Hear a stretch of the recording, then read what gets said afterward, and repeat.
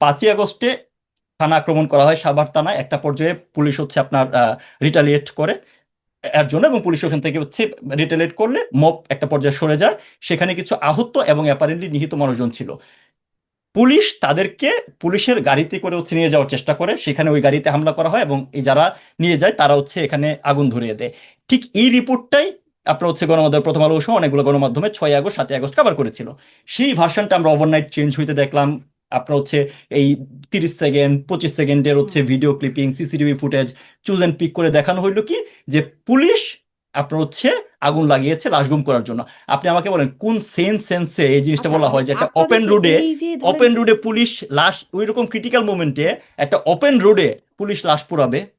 So এরকম অনেক কিছুই ঘটেছে যে জিনিসটাকে গত 2 বছরে যেভাবে ব্যাখ্যা দেওয়া হয়েছে, সামনে আনা হয়েছে, সেভাবে মানুষজন হচ্ছে মানে মানুষজনকে একটা ডিফারেন্ট ভার্সন ধরেন বিশ্বাস করানোর আপনি চেষ্টা খুবই করা হয়েছে বিষয়টা বিশ্বাসযোগ্য দ্বারা। উপায়ে কথাগুলো আপনার কাছ থেকে শোনা যাচ্ছে। যখন আমরা ভিডিওগুলো দেখি তখনও সেটা খুব বিশ্বাসযোগ্য উপায়ে দেখি। যখন আপনাদের প্রতিপক্ষরা বলে তখনও খুব বিশ্বাসযোগ্য কিছু, না কিছু উদাহরণই দাঁড় করায়। কিন্তু আমার কথা হচ্ছে যে এই যে আপনাদের যে যুক্তিগুলো, ব্যাখ্যাগুলো আ সেগুলো মানে আদালতে কেন গেল না?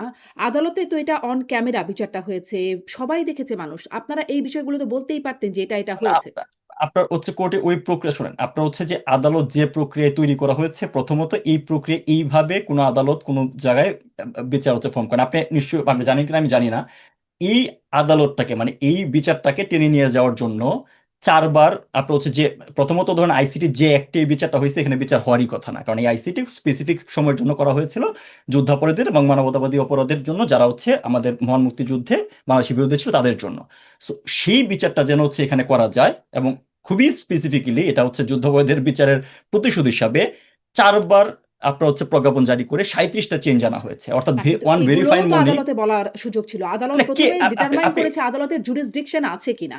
তো সেখানেও তো এই তথ্যগুলো বা না, এই আপনি আপনি আপনি আপনি আপনি যুক্তিগুলো দেখেন, দেওয়া আপনার যেত। কিন্তু হচ্ছে ইন্ডিভিজুয়াল মানে আপনার হচ্ছে শেখ হাসিনার পক্ষে এখানে কোনো আইনজীবী জানে, ইন্ডিভিজুয়াল জায়গা থেকে কেউ চেষ্টা করেছিল, এবং একজন আইনজীবী আপনার বক্তব্য খুবই আলোচিত ভাইরাল মিম হয় যে আমি খুব কষ্ট পাচ্ছি, আপনারা নিশ্চয়ই দেখেছেন। হুম, আমার পয়েন্টটা খুব সিম্পল, আপনি যদি আদালতের ফরমেশন দেখেন, যে বিচারকদের দিয়ে আদালত করা হয়েছে হুম। তাদের কোনোদিন হাইকোর্টে কোনো ধরনের হচ্ছে কোর্ট বিচার করার হচ্ছে কোনো এক্সপিরিয়েন্স নাই। যারা জজ কোর্ট থেকে ওনাকে হচ্ছে এই আপনার হচ্ছে এরকম সুপ্রিম কোর্টের বিচারপতির মর্যাদায় হচ্ছে এখানে বিচারক বানানো হয়েছে। তাজুল ইসলাম মানে যে কোনো বিচারে তো মানে হচ্ছে আপনার সবচেয়ে গুরুত্বপূর্ণ হচ্ছে কনফ্লিক্ট অফ ইন্টারেস্ট, যিনি যুদ্ধাপরাধের বিচারের আইনজীবী ছিলেন, তাকে এটা চিফ প্রসিকিউটর করা হয়েছে। অর্থাৎ এই বিচারিক প্রক্রিয়ায় কোনো জায়গায় ন্যায় বিচারের তো ন্যূনতম মানদণ্ড আপনার হচ্ছে ফলো করা হয় নাই। সো এই জায়গাতে এই, এবং আপনার নিশ্চয়ই মনে আছে এটাও যে তারা কিন্তু ইনিশিয়ালি বলেছিল যে প্রয়োজনে, মানে ইউনুস বলেছিল, ইউনুসের ভাষণ আছে, প্রয়োজনে তারা হচ্ছে আন্তর্জাতিক আদালতে যাবে। We are very much happy যে তারা এই বিষয়গুলো নিয়ে যদি আসলে আন্তর্জাতিক আদালতে যাইতো, কিন্তু এই যে এভিডেন্স বা আপনারা জানেন যে এইখানে এভিডেন্স দেওয়া হয়েছে, এটা সরাসরি তাজুলের স্বীকারোক্তি আছে। এভিডেন্স দেওয়া হয়েছে যে মাননীয় মানে সাবেক প্রধানমন্ত্রী জননেত্রী শেখ হাসিনা পঙ্গু হাসপাতালে অসুস্থদের দেখতে গিয়ে আপনার হচ্ছে উনি বলেছিলেন নো ট্রিটমেন্ট নো রিলিজ। তো তাজুল তো হচ্ছে আপনার ব্যারিস্টারি পড়াশোনা করেছে লন্ডন থেকে, নো ট্রিটমেন্ট নো রিলিজ মানে কি এটা তো তার না বোঝার কোনো কারণ নাই। এটাকে কিন্তু শেখ হাসিনার এগেনস্টে ব্যবহার করা হয়েছে।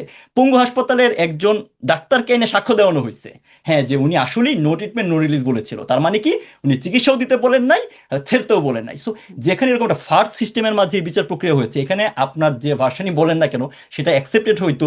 আপনার যে রায় দিবেন সে যখন এরকম পলিটিক্যালি মোটিভেটেড থাকে, এবং এই ইল মানে মোটিভেশন নিয়ে আপনি আমার একটা কথা বিচারের নামে আমার বক্তব্য ছিল মানে আমার প্রশ্নটা ছিল এখানে যে এই বিষয়গুলো আপনি যেটা এখানে বলছেন বা আপনারা বিভিন্ন মাধ্যমে বলবার চেষ্টা করেন সেটি আদালতে বললে অন ক্যামেরা যাদেরকে আপনারা অডিয়েন্স হিসেবে শোনাতে চান তাদেরকে তো বলতে পারতেন। আপনারা এই প্রসেসে অংশ নিলেন না কেন? মানে এটা আপনি একটা সুযোগ আপনি হাতছাড়া হলো। আওয়ামী লীগ পন্থী আপনি বাদ দেন, মুক্তিযুদ্ধী পন্থী কোনো আইনজীবী কোর্টে কোনো মামলা নিয়ে দাঁড়াইতে পারছে? আপনি আপনি যে এই বলাটা কে বলবে, এই ভার্সনটা তো কোনো একটা আইনজীবীর মাধ্যমে বলাইতে হবে, রাইট? কেউ আপনি দেখেন আইনজীবীদের প্রতি কি ধরনের হচ্ছে আপনার পারসিকিউশন চলছে। সো আপনি আসলে এই বলার পরিবেশটা কোন জায়গায় আছে, এবং এই একজন ভার্সনটা প্রবীণ আপনি আইনজীবী পরবর্তীতে দাঁড়াতে চেয়েছিলেন অ্যাডভোকেট আ তিনি পারমিশনও পেয়েছিলেন। পরে আওয়ামী লীগের মধ্যেই এত কথা শুরু হলো যে তিনি সেখান থেকে না, মানে স্যান্ডউইচ হয়ে গেছেন বলে তিনি নিজেই সরে দাঁড়ালেন। না, আপনি হচ্ছে যেটা বললাম যে ধরেন এই কোর্টের প্রক্রিয়া থেকে শুরু করে বিচারিক প্রক্রিয়া যেভাবে হয়েছে, এটা আসলে ন্যায় বিচারের জন্য করা হয় না, এটা ভেরি মাচ অবভিয়াস, এটার জন্য কোনো না। এবং এর পরবর্তীতে কিন্তু হচ্ছে ধরেন লিগ্যাল স্ট্রাকচার থেকে আওয়ামী লীগ তরফ থেকে কিন্তু হচ্ছে আইসিটিতে এই সরকার ফোন করার পরে হচ্ছে আপনার আইসিটিতে কিন্তু চিঠি দেওয়া হয়েছিল, এবং এটা নিয়েও তারা হচ্ছে কোনো ধরনের হচ্ছে জবাব দেয় না যে এই বিচারিক প্রক্রিয়া কেন কিভাবে হয়েছে এটা সংক্রান্ত ব্যাপারে তারা হচ্ছে একটা অবজারভেশন দিয়ে লন্ডনের একটা লিগাল ফার্ম কিন্তু হচ্ছে যোগাযোগ করেছে। অর্থাৎ যে ভার্সনটা আমরা বলছেন যে এখন বলতে চেয়েছি সেটা কিন্তু লিগাল স্ট্রাকচার থেকে যোগাযোগ করা হয়েছে।